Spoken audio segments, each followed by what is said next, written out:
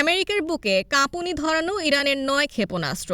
শক্তি সামর্থ্যে যুক্তরাষ্ট্রের ধারে কাছেও নেই ইরান, কিন্তু দেশটির নাম শুনলেই মার্কিন নেতাদের হাঁটুতে কাঁপুনি ধরে। ভয়ে থরথর করে কাঁপে ইসরায়েলি নেতারাও। মধ্যপ্রাচ্যের এই বিস্ফোরণকে কোনোভাবেই দমাতে পারছে না যুক্তরাষ্ট্র ও ইসরায়েল, বরং ইরান দিনকে দিন নিজেদের রণভাণ্ডার আরও সমৃদ্ধ করছে। মৌমাছির চাকে ঢিল মারলে যে কামড় খেতে হবে তা কিছুদিন আগে আরও একবার টের পেয়েছে ইসরায়েল।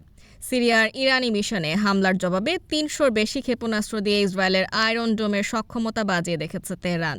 তবে এটা তো কেবল ট্রেলার, আসল পিকচার তো এখনও বাকি আছে। ইকোনমিক্স টাইমসের এক প্রতিবেদনে বলা হয়েছে, মধ্যপ্রাচ্যে যুক্তরাষ্ট্র ও তার পরম মিত্র ইসরায়েলকে টেক্কা দেওয়ার মতো সাহস ও সক্ষমতা ইরানের রয়েছে।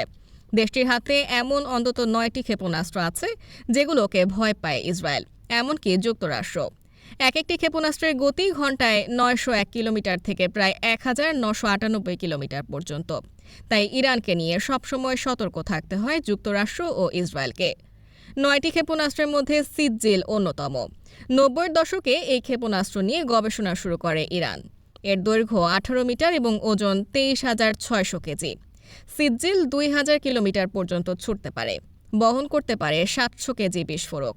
ইরানের নাতানজ শহর থেকে ছোড়া হলে ৭ মিনিটেরও কম সময়ে তেল আবিবে আঘাত হানতে সক্ষম